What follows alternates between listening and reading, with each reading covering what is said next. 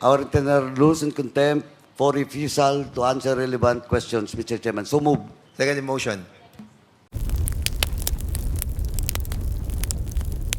Now, during the interpellation, Mr. Chairman, ng mga members kanina,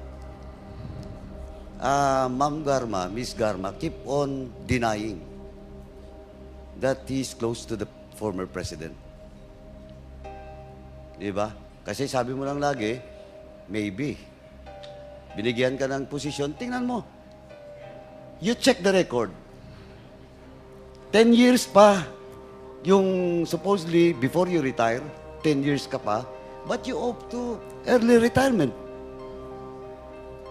Tapos, wala pang 1 month, sabi mo nga, 15 days, bigla ka nag-PCSO. Tapos, itong tinanong ka kanina, sabi mo, are you close to the president, former president? Ang sagot mo, because of those promotions, sabi mo, is maybe, not maybe. Now, I will ask you, are you special and close to the president? Former president? Yes or no na po? Walang personal. Yes or no na po? Kasi lahat-lahat eh. Ayaw ko po. Special ako. Oh, why can't you answer? Simple lang tanong ko. Are you close to the former president? Because that's why you've been given a juicy position where in fact, 1 month, wala pa nga, 15 days ka lang nag-retire, nag-PCSO, chairman ka na kagad. Sige nga. Yes or no? Why can't you answer? Oh, Mr. Chairman, since Because, Mr. Chair, Oh, why? What? I do not... I do not na naman. No, Mr. Chair. Oh, sige nga. Because you said, am I close or special to the President? Yeah, you're close to the president. Or special. Kasi, tanungin mo yung lahat mga classmates mo. Ako, mama, mga classmates mo, ikaw ang tumulong for their promotion during the time of President Duterte. That's why I'm asking the DIDM to submit to this committee all the years of promotion of all your classmates. Now, ang question ko ngayon, diretso na. I hope you will answer truthfully. Are you close to the President? Mr. Chair, I'm not close. I was fired. Okay. Okay. Nag-floating pa nga So, po ako during his Huwag time. mo, ano mga floating during his time? Yes, Mr. Chair, 15 6 months. days lang na nag-retire ka, nag-PCSO chairman ka, for all those qualified, sandali, for all those qualified applicants. Ang dami po na qualified. Why you? Why you? And though, the fact is, Mayor Osmeña is keep on insisting, kaya nag-OIC ka lang kasi he never choose you in the list. Tama? O na ang question ko ulit. Last na lang to, ma'am. Are you close and special to the President? For me, Mr. Chair, I don't feel close and special. Okay, now, Mr. you're lying. Chair. Because... You're lying, ma'am. Can I explain, Mr. Chair? Of course, explain. You know, there was once in my career na siyang mayor, nag-floating po ako 6 months, I don't have any position. Ma'am, when was that? That was in 11. No, that Mr. was Chair, way back.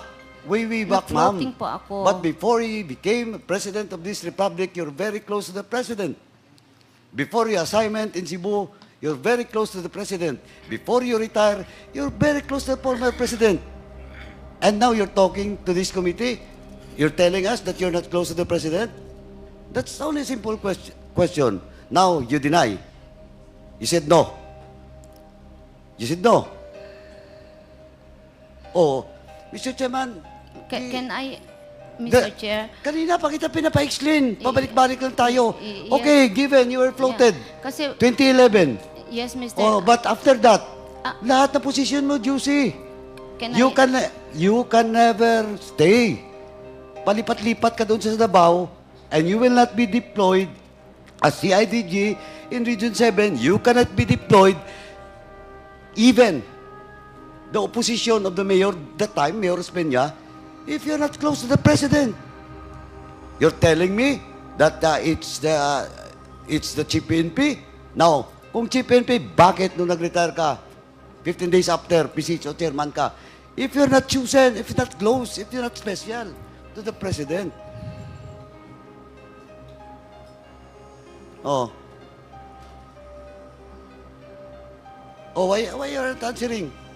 Perhaps, Mr. Chair, I am special. Perhaps ka na naman. Anyway, Mr. Chairman, ito, ano lang to, Mr. Chairman, for the record, but I move to cite in contempt because the resource person is evading to answer questions being asked by almost all members. Paulit-ulit lang yung perhaps mo. Maybe. Ngayon, perhaps na naman. Move to cite you in contempt, Mr. Chairman. Mr. Chair. Mr. Chair. Mr. Chair. Mr. Chair. If I may, honorable members, I will just allow the chair first to make a clarification on the motion of Congressman Paduano. Congressman Paduano, is that a motion? Yes. That's the motion. I move Mr. to Chair. cite in contempt. Sandali lang po, Co-Chair. Abante, give me the time because this is my time. Okay. We will... I move to cite in contempt Ms. Garma for lying and evading questions being asked by the members of this committee and including this representation. So move, Mr. Chairman. Okay, there is... Mr. Chair. There is Mr. a Chair. Okay, before I rule... Before Okay, that, is that sandali lang. an amendment to the motion? No, no. Yes. Perhaps please listen to my questions first before we act on the motion of my co-chair who is angry now. Okay. So will Congressman Abante propound questions to Colonel Garma? Mr. Mr. Chairman, Chairman, we have, Mr. I think Chairman. we have a pending motion, Mr. No, Chairman. I am just We just have to, clarifying. 1 minute to follow the suspension. rules first.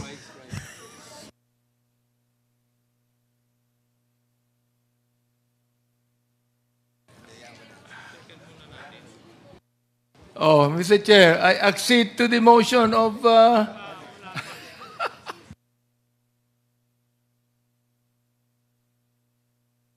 Mr. Chairman, just to clarify, the violation of Ms. Garma is refusal to answer query. Hearing is suspended.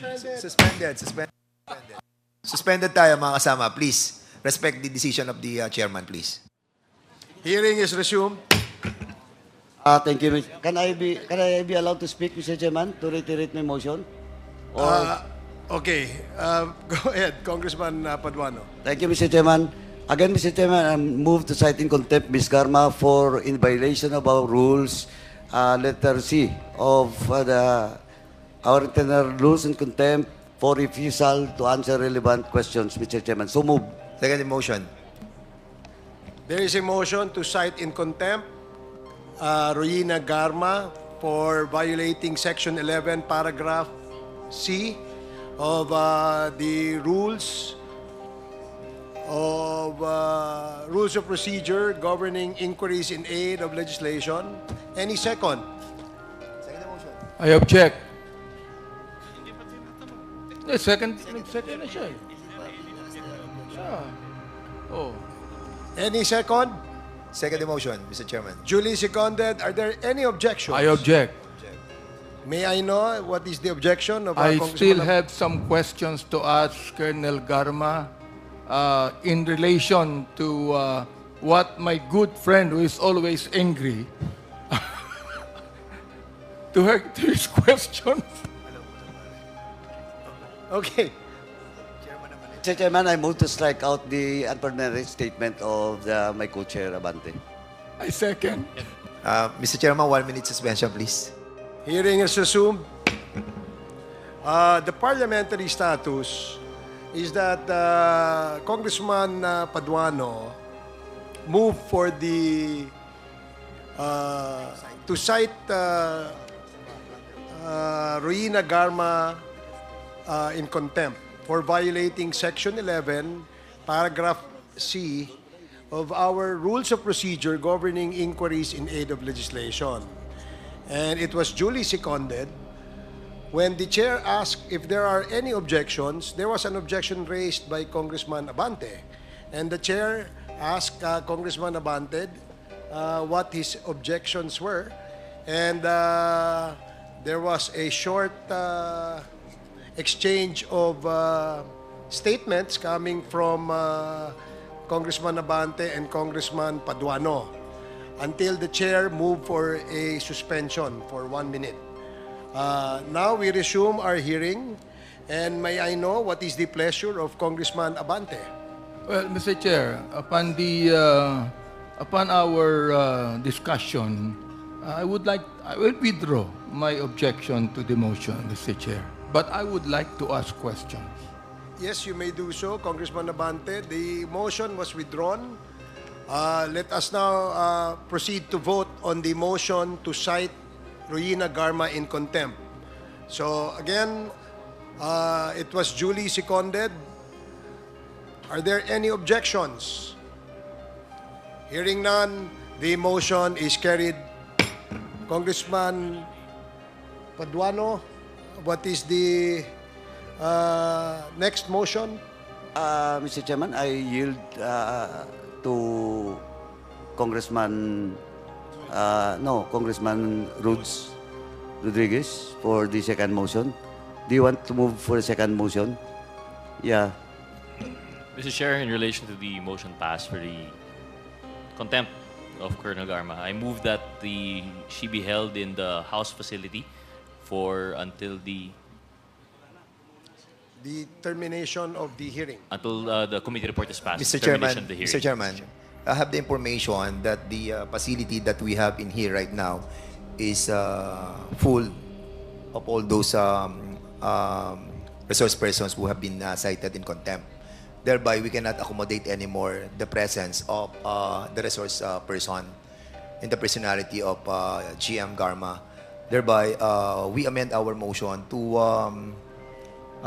put the resource person in the police facility in Mandaluyong, in the correctional facility, Mr. Chairman. So instead of detaining Ruina Garma, GM Garma in the facilities of the House of Representatives, we will then detain her to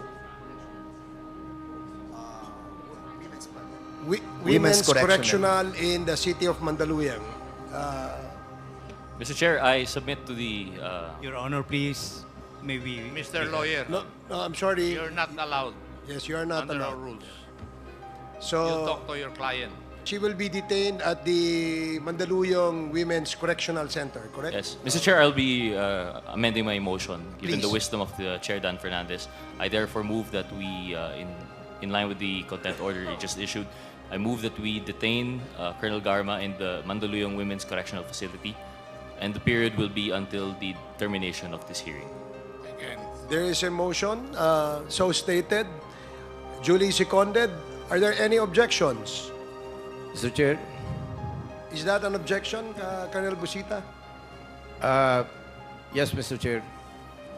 Can Being you- a retired police commission officer, and pwede po ba na siya ay sa ano na lamang po ma-detain sa PNP custodial?